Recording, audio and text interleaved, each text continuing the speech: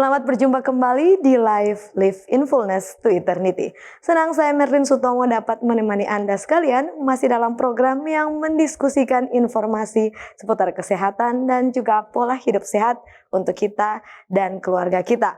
Dan pada topik kali ini yang menarik untuk kita bahas bersama yaitu makanan dan sistem pencernaan. Pernahkah Anda bayangkan bagaimana salad lezat yang kita santap dapat berubah menjadi energi dan zat gizi yang dibutuhkan tubuh kita? Bagaimanakah mesin dan bahan bakar memang tidak dapat dipisahkan? Makanan dan sistem pencernaan adalah dua hal yang tak terpisahkan. Dapat saling mendukung, namun jika kita isi dengan makanan yang salah, itu pun dapat merusak pencernaan kita secara keseluruhan. Bagaimana agar kita dapat menjaga kesehatan sistem pencernaan kita?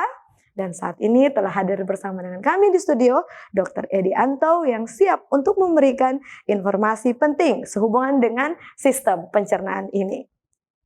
Dr. Edi menamatkan diri sebagai sarjana kedokteran dari Universitas Samratulangi Manado pada tahun 1986 silam. Sempat menamatkan diri sebagai Magister Manajemen Rumah Sakit di Ayas, Philippines pada tahun 1997.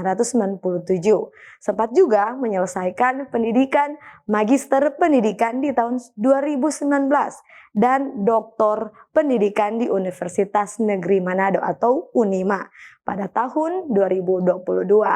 Sempat melayani selama 35 tahun di beberapa rumah sakit seperti Rumah Sakit Advent Bandung, Rumah Sakit Advent Medan, dan Rumah Sakit Advent Bandar Lampung. Beliau juga sempat dipercaya sebagai Direktur New Start di Trawas, Jawa Timur dan Direktur di Rumah Sakit Advent Manado. Dan saat ini Dr. Edi sudah dalam masa purna bakti, tetapi tentunya masih aktif dalam membagikan pengetahuannya, khususnya masih dipercayakan sebagai dosen di Universitas Prisma Manado. Dan tiba saatnya kita untuk menyapa narasumber kita, Dr. Edi Anto. Halo dokter, apa kabarnya nih dok? Ada baik-baik.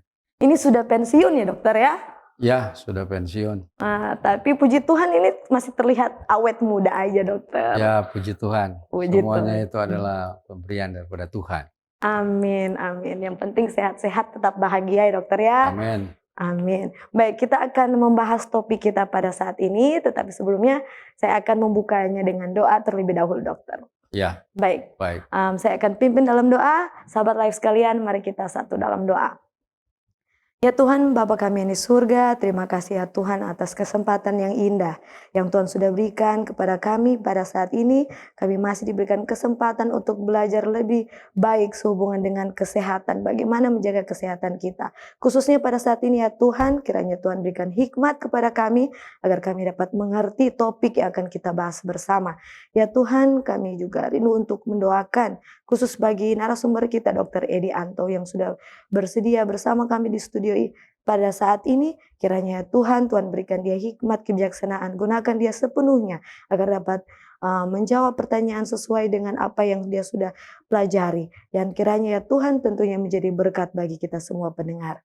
Ya Tuhan, kami mendoakan khusus untuk program kami dari awal hingga akhirnya, kiranya Tuhan berkati agar dapat berjalan dengan baik. Kami serahkan seluruhnya dalam tangan-Mu, bahkan kehidupan kami ya Tuhan, di dalam nama Yesus. Amin.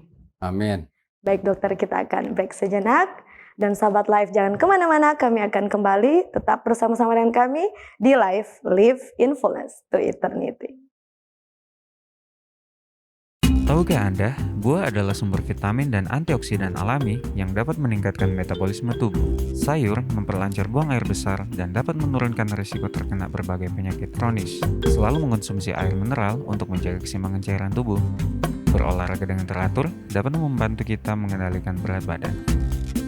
Selalu beristirahat yang cukup agar tubuh tetap sehat dan bugar. Jangan lupa untuk selalu menyaksikan program live di YouTube channel Cornelius Media, Bridge to the Truth.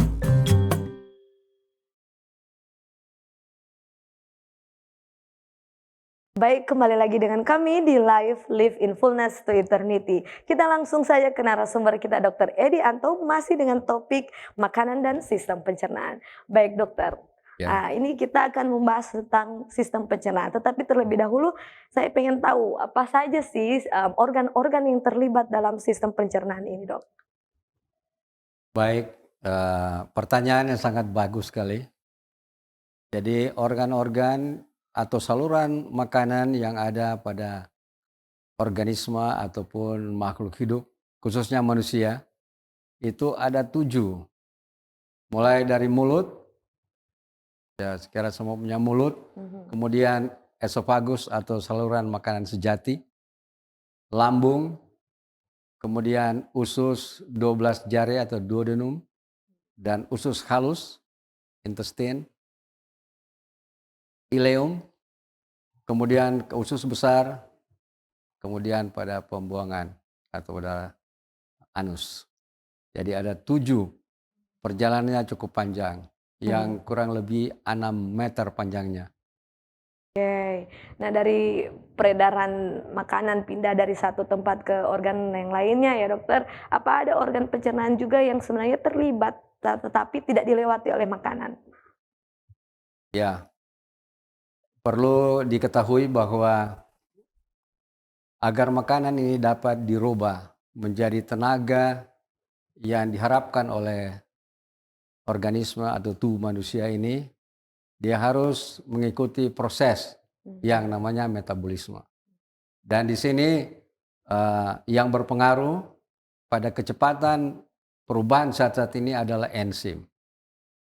Nah, di dalam mulut kita sudah ada enzim namanya tialin. Dan enzim ini mempengaruhi perubahan atau metabolisme dari hidrat arang sebelum masuk ke dalam lambung. Sebelum masuk ke dalam lambung, dia akan melewati pintu. Itulah pintu pertama yang namanya pintu esophagus gaster atau pintu saluran makanan sejati ke lambung. Kemudian di lambung dirubah lagi. Di sana ada banyak enzim. Dirubah menjadi suatu makanan yang asam menjadi basa. Membutuhkan kira-kira 5-6 jam dalam lambung. Kemudian ada pintu lagi yang akan lewat, yaitu sphincter pylorus. Jadi ini pintu ini kuncinya adalah karena di dalam usus 12 jari suasana lingkungannya basah. Jadi keadaan basah inilah yang akan membuka pintu pylorus sehingga makanan yang ada dalam lambung mulai bisa meluncur ke dalam usus 12 jari. Dalam usus ini bercampur juga dengan enzim yang asalnya dari pankreas atau kelenjar ludah perut dan juga dari liver atau hati dan juga melewati saluran empedu. Melalui pintu juga di sana namanya sphincter Oddi. Pintu Oddi dari Tuan Oddi tentunya, kemudian dimetabolisir lagi makanan di sana, kemudian siap sebagai makanan yang sudah dalam bentuk kilomikron atau sudah memang bentuk yang pas untuk diserap oleh usus. Dan zat gizi atau nutrisi dari makanan diserap semua di usus halus.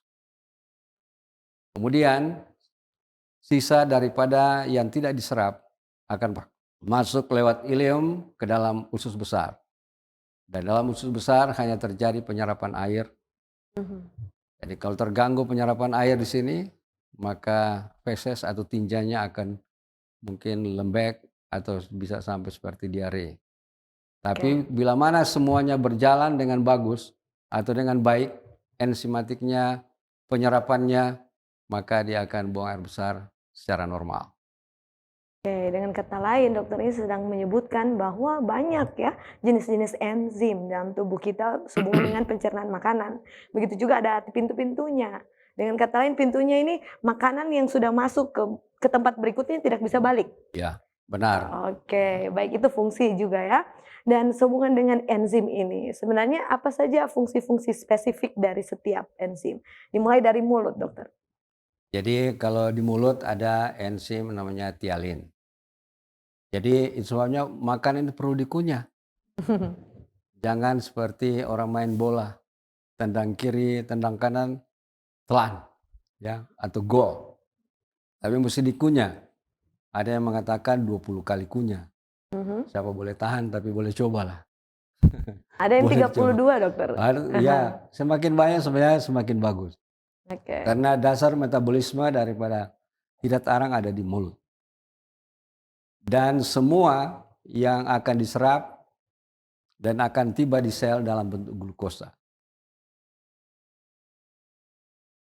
Dan glukosa dalam bentuk monosakarida. Kemudian akan dirubah menjadi karbon dioksida, air, dan tenaga yang akan digunakan oleh makhluk hidup.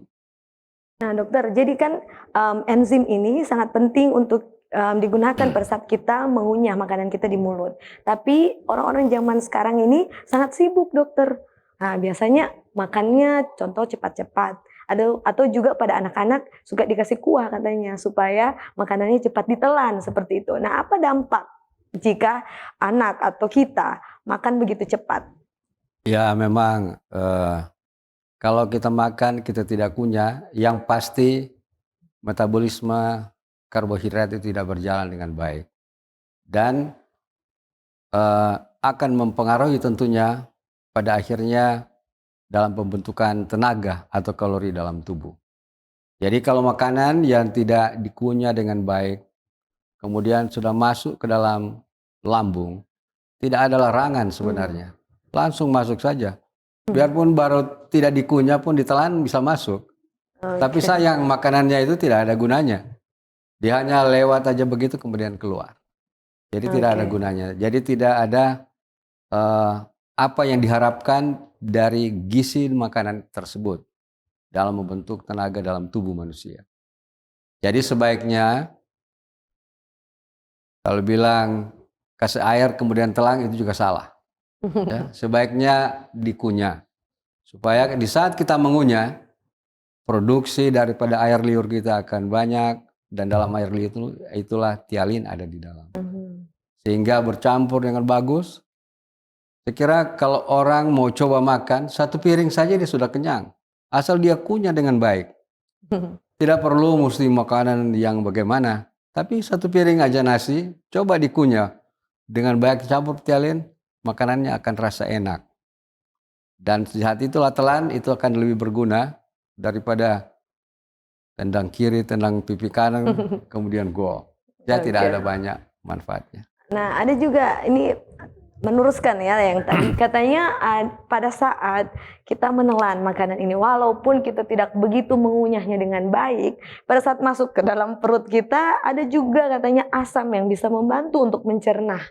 Jadi jangan tak usah khawatir seperti itu katanya. Apa tanggapan dokter sehubungan dengan ini? Ya itu pertanyaan ya bagus sekali tapi tidak benar seperti Tidak itu. benar. Tidak baik ya. Apa Tidak dampak baik. kesehatannya dokter? Ya itu sama seperti tadi, makanan yang dimakan tidak ada banyak gunanya. Seperti itu. Baik dokter, untuk penyerapan nutrisi itu sendiri, di mana tepatnya dalam sistem pencernaan kita penyerapan itu terjadi dok? Ya memang proses penyerapan kan di dalam lambung juga sudah mulai ada penyerapan. Ya dalam semua saluran cerna itu ada mulai penyerapan. Tapi khususnya untuk zat nutrisi atau nutrisi akan diserap semuanya di usus halus. Kemudian masuk ke dalam aliran darah, kemudian dibawa ke sel, di sana lagi akan diproduksi terus, akan metabolisme jalan terus untuk membentuk tenaga. Air dan karbon dioksida. Airnya dibuang melalui keringat, buang air kecil, dan juga karbon dioksida melalui pernafasan. Dan energi itu tinggal di dalam kalorinya, supaya ada kekuatan dalam tubuh. Oke, jadi penyerapannya tepatnya terjadi di usus halus ya dokter. Nah ini sangat menarik. Ada juga yang mengatakan bahwa tidak semua nutrisi itu terjadi penyerapannya di usus halus. Apa benar seperti itu? Ada yang mengatakan contohnya lemak atau fat. Katanya tidak diolah seperti di situ. Bagaimana penjelasan yang lebih baik sehubungan dengan penyerapan fat ini? Jadi kan di dalam usus ini ada juga sebenarnya banyak enzim-enzim. Kalau saya hitung enzim dalam pencernaan ini ada kurang lebih 12. Dan 12 ini memang dibutuhkan dan bekerja sesuai dengan tempatnya. Jadi kalau di lambung enzimnya ini, kemudian usus halus ini. Hanya sampai di usus besar tidak begitu lagi banyak enzim yang kerja. Karena di sana penyerapan air aja, tidak ada Iya, yang lain. kelebihan air aja. Ataupun kalau ada racun-racun lebih banyak diserap lagi di sana, lebih bagus diserap. Tapi di usus halus memang saya yakin memang Tuhan sudah buat. Memang di usus ini tempat penyerapan yang baik menurut zat gizi setelah dirubah menjadi monosakarida, kemudian ditarik ke dalam aliran darah dan ke dalam sel. Jadi ada juga orang kalau mau jadi kurus, orang gemuk menjadi kurus ya, operasi potong usus supaya penyerapan kurang, sehingga dia tidak menjadi gemuk lagi. Tapi itu jalan yang tidak baik. Ya, harusnya makannya diatur begitu. Itu ribet juga ya dokter. Iya. Nah dokter karena sebutkan seperti itu saya teringat dengan pertanyaan sehubungan dengan kata-kata orang ada yang namanya penyerapannya lambat, ada yang cepat. Makanya ada yang contohnya badannya enak ya dia makannya banyak tapi badannya kecil gitu. Apa tanggapan dokter sehubungan dengan penyerapan lambat dan cepat ini?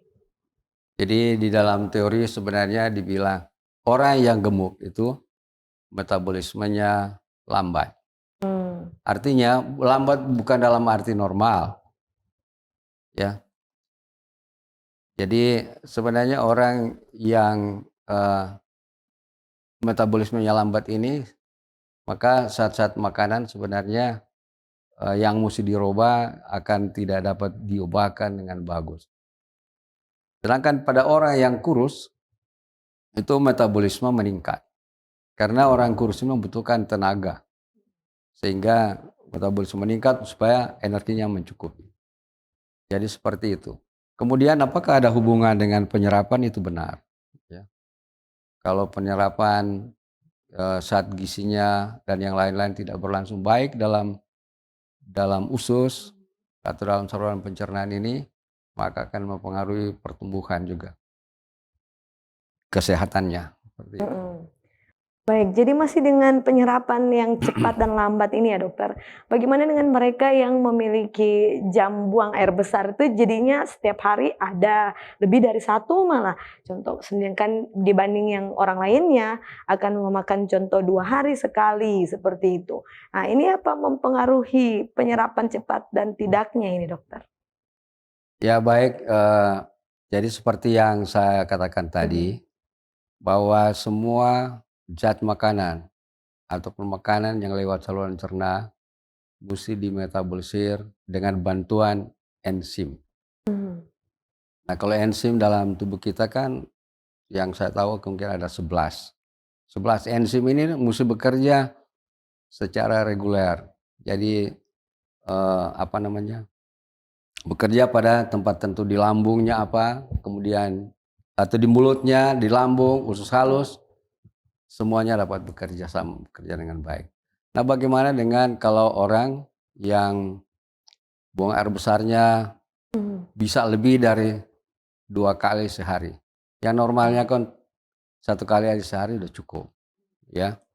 Tapi kalau ada 2 kali, 3 kali juga masih belum disebut diare. Tapi kalau sudah 4 kali, berarti itu sudah diare. Berarti ada sesuatu yang terjadi di dalam saluran cerna, apakah ada infeksi dan yang lain-lain. Kemudian ada hal yang lain yang bisa mengganggu juga buang air besar kita adalah kalau makanan itu miskin serat. Nah, kalau miskin serat seperti yang miskin serat itu adalah pada makanan hewan atau hewan dan produk-produknya itu semua miskin serat. Dan pasti akan ada gangguan di dalam saluran cerna. Mulai dari perut kembung sampai dengan diare dan juga seringkali juga ada konstipasi dan yang lain-lain. Oke.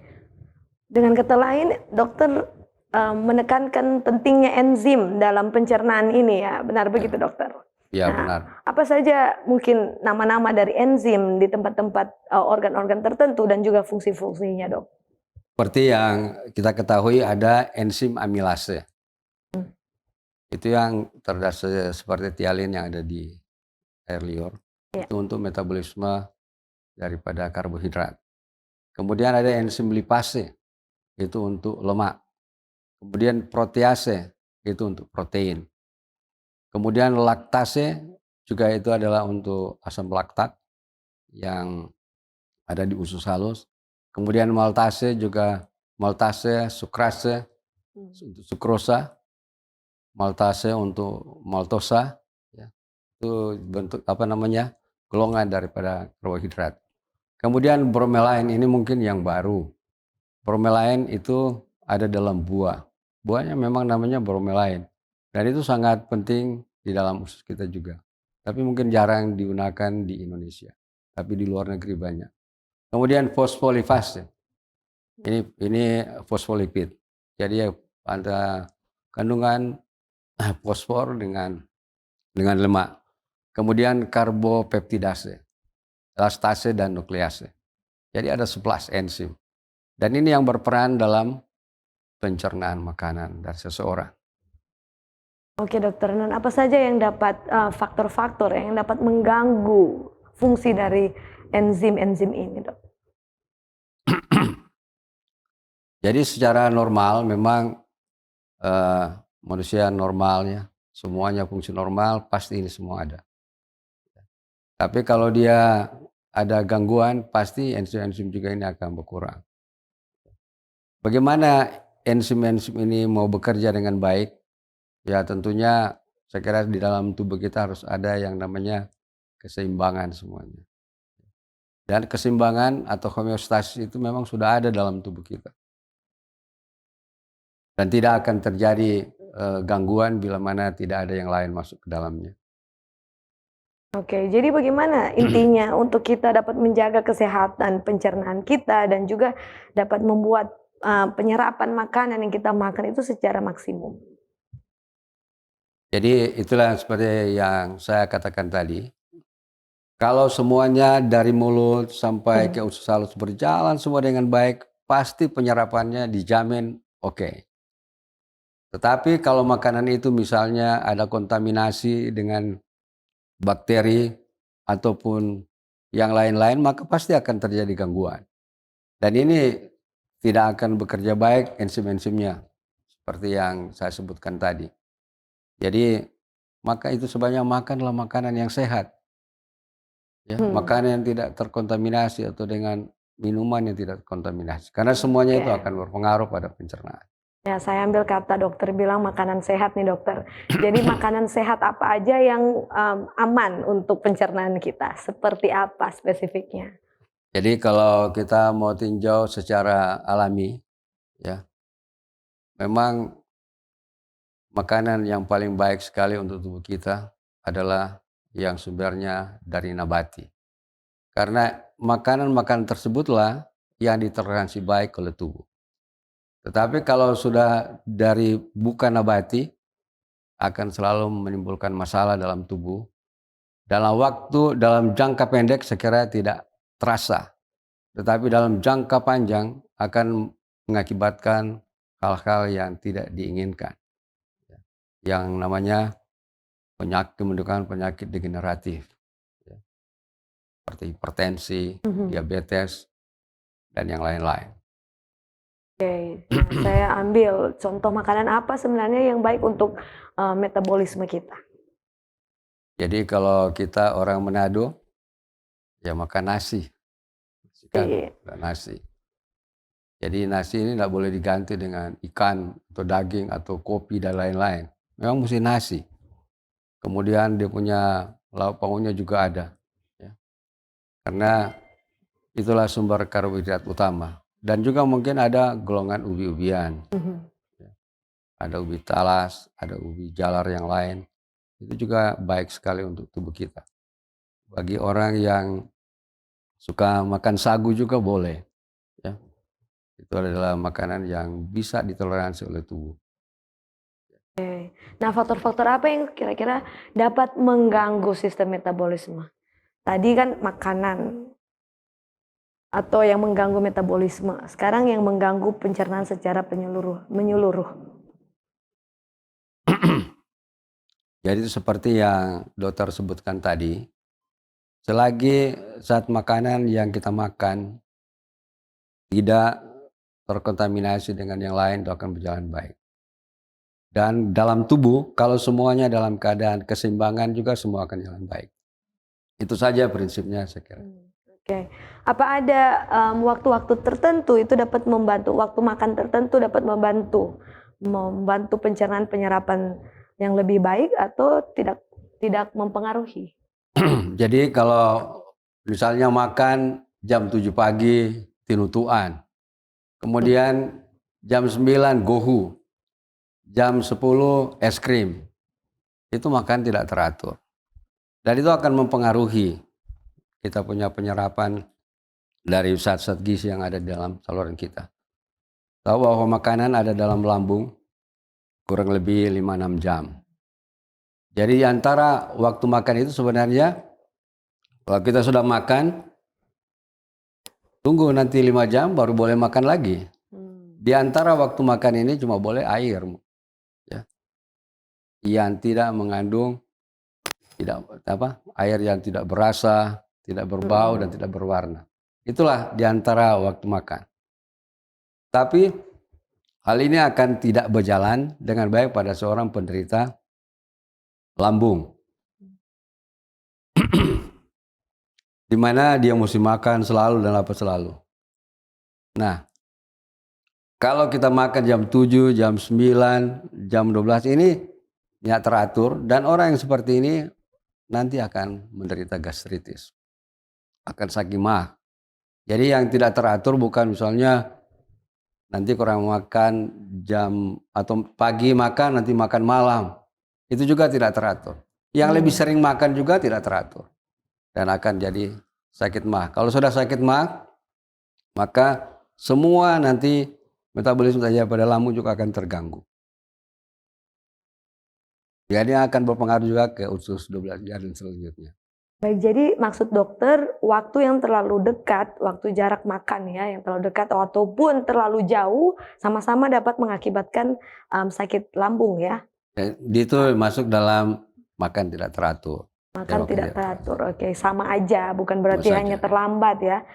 Apa dampak selain itu? Apa ada dampak lain pada saat kita selalu ngemil di antara jam makan?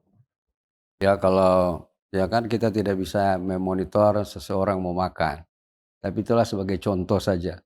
Oke. Kalau dia mau makan jam 7, jam 9, jam 10, jam 11, itu kan contoh saja. Mungkin ada orang yang lebih dari ini.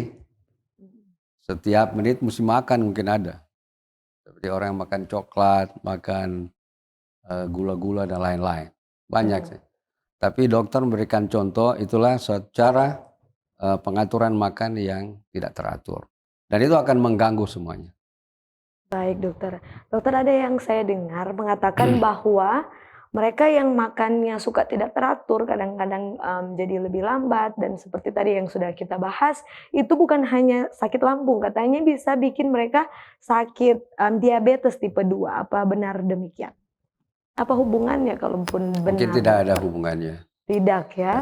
Oke. Katanya ada hubungannya tidak dokter dengan tingkatan gula darahnya dokter? Ya kalau kita bicara mengenai tingkatan gula darah, berarti kan kita bisa lihat apa sebenarnya zat makanan yang dikonsumsinya. Kalau memang dia yang terlalu banyak makan gula atau terlalu manis, maka kadar gulanya akan jadi lebih tinggi ya di dalam darah. Okay. Dan ini kalau ada hubungannya dengan, karena sakit gula itu ada turunannya. Ya. Jadi ada kecenderungan untuk sakit gula, maka dia akan lebih cepat akan mendapat penyakit gula. Dan perlu kita ketahui bahwa semua zat makanan yang kita masuk ke dalam tubuh kita, di dalam tubuh kita akan dirubah menjadi glukosa. Dari glukosa atau monosakarida ini kemudian akan masuk ke dalam sel. Jadi kalau masuk ke dalam sel, dia tidak masuk begitu saja, Tapi ada kunci yang membuka pintu sel supaya glukosa masuk ke dalam darah, ke dalam sel. Namanya insulin. Kalau ada insulin membuka pintu pada sel, maka glukosa akan masuk. Tapi kalau insulinnya kurang, pintu tidak terbuka, maka gula tinggi dalam darah. Itulah yang dikenal dengan diabetes. Oke. Karena ada gangguan dalam proses metabolisme ini. Nah, dokter sebutkan gangguan. Jika kita sudah memiliki gangguan pencernaan, apa saja gejala-gejalanya yang dapat kita rasakan, dok? Ya ada banyak nih. Kalau yang pertama, kalau ada gangguan, ya yang pertama adalah perut ini rasa kembung. Kemudian ada gas. Kemudian ada sembelit, konstipasi. Ada diare. Kemudian akan diikuti oleh rasa mual, muntah, dan pada akhirnya mungkin bisa sakit mah. Jadi seperti itu. Jadi kan orang memang dalam praktik juga kalau kita melihat orang datang dengan perut kembung, ya. Tapi kalau diperiksa memang cuma kembung, belum ada sakit mah. Oh ini terlalu begas katanya. Kemudian ada buang air besar yang agak sulit. Kemudian akhirnya bisa sakit mah. Jadi seperti itu. Yang terjadi kan tadi sebutkan kembung ya dokter. Ya. Nah kalau seseorang mulai rasa kembung ini, apa yang seharusnya dilakukan? Apa yang tidak boleh dilakukan? Jadi kalau kembung oleh karena sakit mah, berarti yang masalahnya ada di lambung. Ya bukan oleh karena ada gangguan mekanik apa yang ada di dalam usus di bawahnya. Tapi dia kembung oleh lambung. Ada masalah dalam lambung. Ada sakit mah. Jadi kalau kita berikan obat supaya obat yang ada mengandung anti kembung, supaya nanti dengan obat mah tentunya ada di dalamnya, dan kita mungkin kasih istirahat kalau ada di rumah sakit atau di gawat darurat, ataupun datang tempat praktek istirahat dulu beberapa menit di situ. Kalau saya enak pulang karena mungkin sudah itu. Tapi ada yang lain. Ini di masyarakat mereka sampaikan, dok apa boleh minum Sprite? Kita pikir-pikir bagaimana minum Sprite? Ya memang karena dia punya gasnya bisa dikeluarkan dari setelah minum memancing Sprite. Begitu ya, memancing maksudnya agar bisa keluarkan seperti itu. Dan memang karena gangguan pencernaan ada di lambung itu ya tentu kita tidak boleh dengan cuma memberikan nasihat, tapi mesti dengan ada obat. Oke. Nah, bagaimana dengan mereka yang sakit lambung seperti tadi kembung, kemudian asam lambung meningkat? Apakah ujung-ujungnya bisa dapat menyebabkan diare? Ya pada penderita dengan kembung yang juga diikuti dengan diare. Jadi seperti yang dokter katakan tadi, kalau perut kembung itu permulaan dari ada sakit lambung kalau setelah diperiksa ya. Dan kalau ternyata memang ada gastritis atau sakit mah yang juga menyebabkan kembung, kita dapat mengerti di sini itu fungsi daripada asam lambung itu pada seorang gastritis yang sudah lama itu tidak berfungsi normal.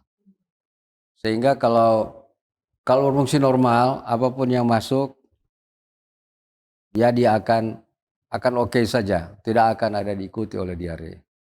Ya. Tapi kalau dia sudah gastritis yang sudah lama, itu fungsi daripada asam lambungnya itu akan berkurang. Dan kalau dia mengkonsumsi makanan yang terkontaminasi kuman itu tidak bisa, jahat rendik ini tidak bisa dibunuh di lambung. Akhirnya lewat bebas ke saluran pencernaan bagian bawah dan akan mengakibatkan adanya diare. Itu yang biasanya ada, ya. Tapi ada juga ya oleh karena pengaruh mungkin psikis bisa juga, tapi sih jarang sekali ya. Tapi kalau ada memang sulit. Tapi kalau dengan kuman ya gampang kita akan atasi ya. Kalau ada diare oleh karena curiga adanya kontaminasi dengan bakteri ya diobati. Baik, terima kasih dokter untuk jawaban-jawabannya. Kita tutup terlebih dahulu ya sesi kita pada saat ini. Kita lanjut lagi di sesi berikutnya, masih dalam topik makanan dan sistem pencernaan. Baik, dan sahabat live kami kembali lagi tetap bersama dengan kami di live Live in Fullness to Eternity. Diskusi dan kajian mendalam mengenai tokoh, tema, atau cerita tertentu di dalam Alkitab. Memberikan motivasi dan bimbingan untuk menggunakan metode yang tepat dalam membaca Alkitab. Selalu saksikan program Depth Inside Growth setiap hari Jumat pukul 19 waktu Indonesia Tengah di YouTube channel Cornelius Media, Bridge to the Truth. Terima kasih Anda masih setia bersama dengan kami di live Live in Fullness to Eternity. Kita kembali kepada narasumber kita, Dr. Edi Anto. Baik dokter, saya masih penasaran ini sehubungan dengan makanan ya. Ini makanan apa yang tidak baik bagi pencernaan, apa yang baik juga untuk pencernaan? Bisa dijelaskan lebih lanjut? Ya baik, makanan yang baik untuk saluran cerna yang saya tahu. Ya. Yang pertama saya mau sebutkan pisang. Ya, kemudian kedua pepaya. Kemudian kacang-kacangan, apokat, jahe, brokoli, kentang, ubi dan ubi jalar, buah bit, yogurt. Nah, ini yogurt ini orang tidak bisa tanam tapi ambil di supermarket. Ikan salmon, tempe, gandum, apel, jagung, sirsak, dan melon. Ada 17. Itu yang baik untuk saluran cerna. Tinggal pilih saja. Kau tidak mungkin makan 1 kali 17. Ya. Tapi minimum kalau dia buah-buahan ada 4 jenis buah. Kalau dicampur atau dibuat dicampur di blender, dia sudah sama dengan satu piring nasi sebenarnya. 4 jenis buah. Kemudian makanan yang tidak baik untuk saluran cerna. Sini ada 2, 4, ada 7. Ya, pertama makanan berlemak. Ya, itu tidak baik. Okay. Kemudian yang kedua, makanan pedas. Wah, kalau orang Manado kalau nyana pedas, nyana makan padahal bahaya sekali itu makanan pedas. Kemudian yang ketiga, makanan terlalu asam. Dan yang keempat, camilan dalam bungkus berpengawet seperti ciki-ciki dan yang lain-lain itu makanan yang camilan yang sangat berbahaya untuk tubuh, khususnya untuk anak-anak. Kemudian susu dan produk olahannya.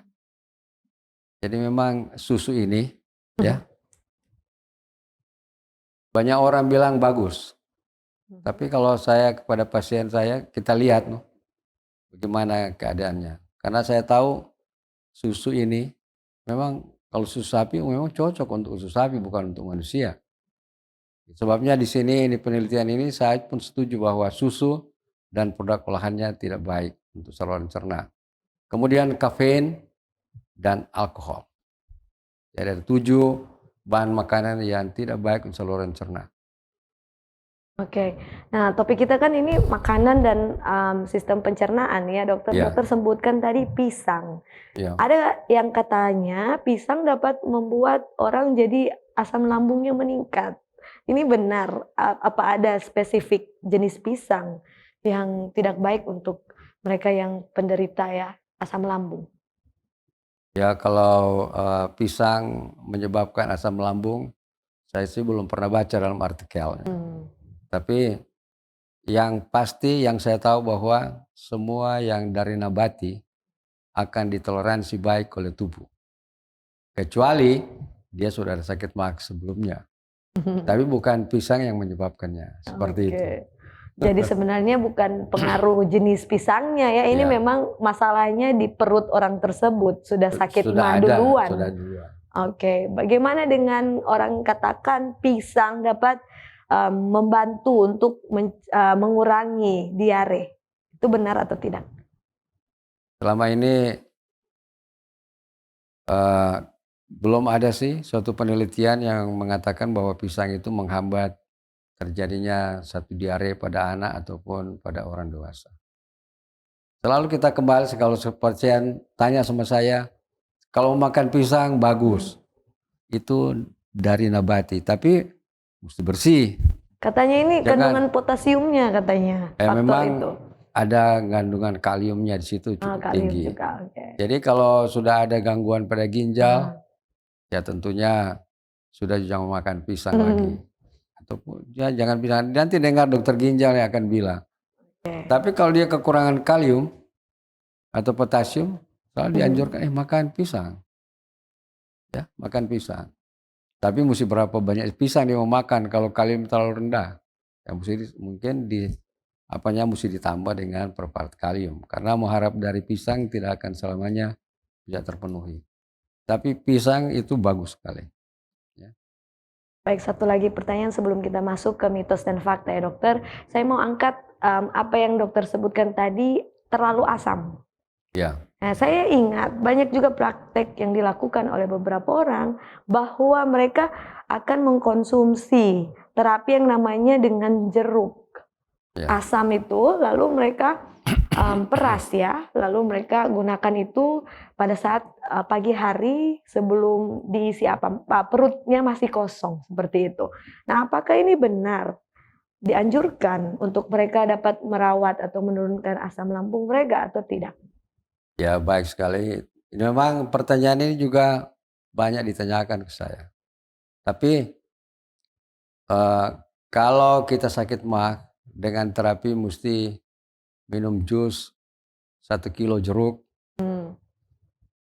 Di dalam penelitian kedokteran itu belum ada basic evidence-nya.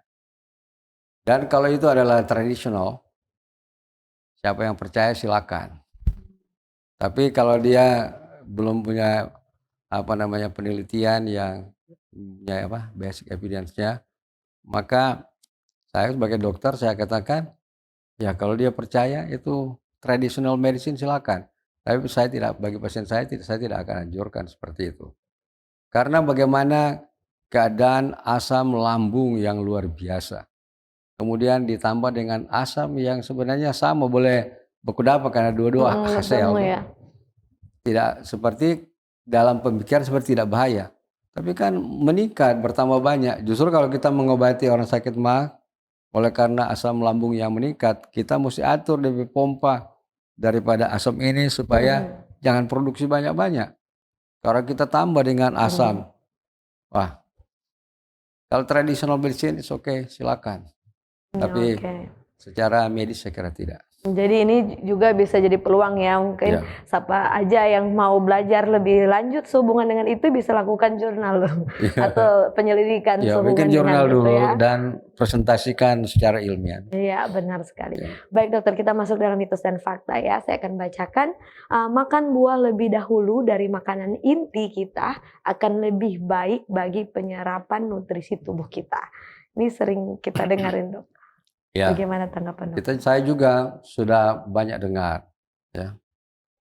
Dan ada yang mengatakan mesti makan buah lebih dulu, baru kemudian makan makanan yang lain. Dan sebenarnya di dalam teori atau ilmu kedokteran, kalau kita belajar fisiologi, tidak ada kata-kata seperti itu, tidak ada. Kalau misalnya makan buah, kemudian jadi bagus saluran cerna, atau bisa memperbaiki keadaan yang tidak bagus, ya memang dari dulu memang dunia pengetahuan sudah bilang, memang kalau makan buah itu paling bagus. Tapi kalau misalnya kalau makan buah, harus kemudian Heeh. Itu saya kira tidak ada apa namanya ya, itu mungkin berdiri sendiri. Karena kalau makan buah pasti penyerapan bagus, ya, karena dia juga kaya serat dan itu sangat dibutuhkan oleh tubuh. Ya bagi orang yang gemuk ya, Mhm. mungkin cara itu bagus. Makan dulu buah, supaya nanti makan nasi kurang sedikit.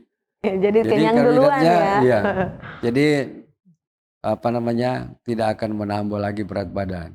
Saya kira itu bisa ada benarnya, seperti itu. Tekniknya bagus ya, Iya, bisa kenyang duluan. iya. Oke. Baik, kita masuk ke mitos dan fakta yang terakhir sebelum kita masuk ke kesimpulan ya, Dok.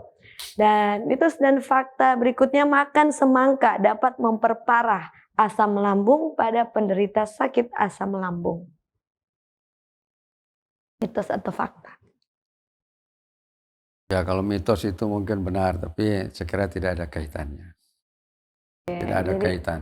Karena kalau kita lihat kan, kalau semangka atau melon kan itu manis.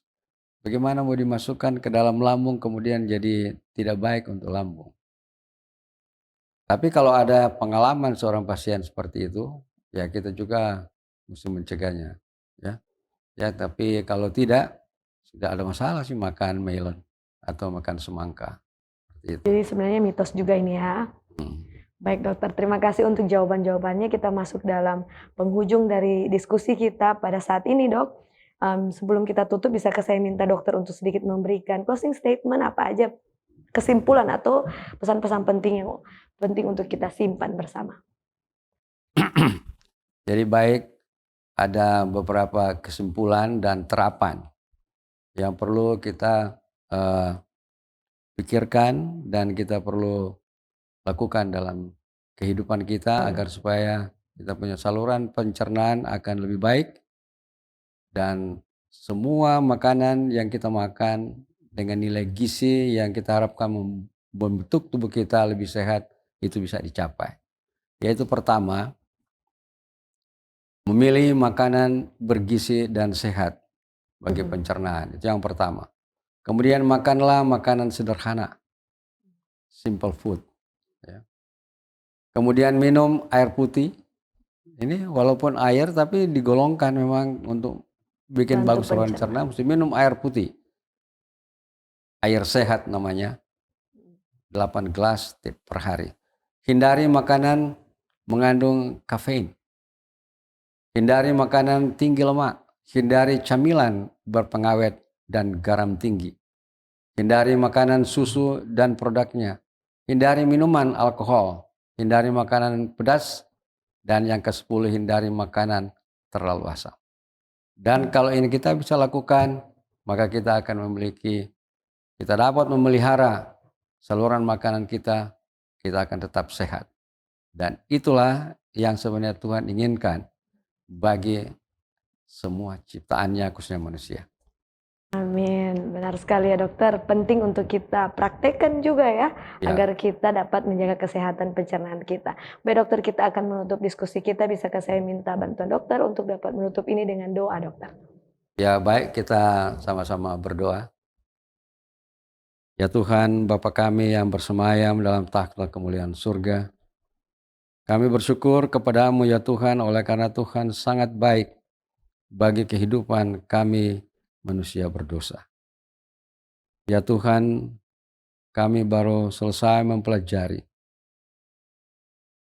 ilmu pengetahuan yang dapat membawa kehidupan kami kepada suatu kesehatan melalui pemeliharaan kita terhadap saluran cerna dan makanan-makanan yang baik, bergizi, yang kami dapat konsumsi setiap hari dan membawakan kesehatan secara umum dalam kehidupan kami. Kami percaya bahwa Tuhan tidak pernah meninggalkan kami manusia ciptaan-Mu. Dan Tuhan selalu mengontrol walaupun kami tidak melihatnya. Tetapi Tuhan masih mengontrol akan mesin-mesin yang ada dalam kehidupan kami. Oleh karena itu ya Tuhan, berikan kami kesanggupan untuk kami dapat memahami mana yang baik, mana yang benar, yang kami dapat konsumsi, agar kami tetap sehat. Memberkati ya Tuhan akan semua yang telah mendengar, biar mereka juga akan memiliki kehidupan yang sehat. Dan dengan kehidupan yang sehat, kami semua dapat melayani Tuhan sebagaimana Tuhan kehendaki. Di dalam nama Yesus kami sudah berdoa dan mengucap syukur. Amin. Amin. Baik, terima kasih dokter untuk ilmu yang sudah dibagikan, juga waktu yang sudah dibagikan bagi sahabat live sekalian. Kiranya Tuhan memberkati dokter dalam segala tugas dan tanggung jawabnya ya dok. Amin. Amin. Dan tidak lupa juga kami mengucapkan terima kasih kepada pemirsa di rumah, sahabat live Cornelius Media dan Hope Channel Indonesia yang tentunya sudah dengan setia mengikuti siaran ini hingga pada akhirnya. Namun sudah saatnya kami pamit undur diri. Demikianlah perjumpaan kita di episode kali ini. Dan tentunya jika Anda merasa diberkati dengan program kami, Anda bisa langsung share video ini dari akun Facebook atau YouTube kami kepada keluarga dan sahabat yang Anda kasihi. Jangan melewatkan episode live selanjutnya masih di hari dan waktu yang sama. Dan jangan lupa juga untuk tetap ikuti program Cornelius Media yang menarik lainnya. Akhir kata, saya Mertin Sutomo dan seluruh kru yang bertugas mengucapkan sampai jumpa dan salam sehat.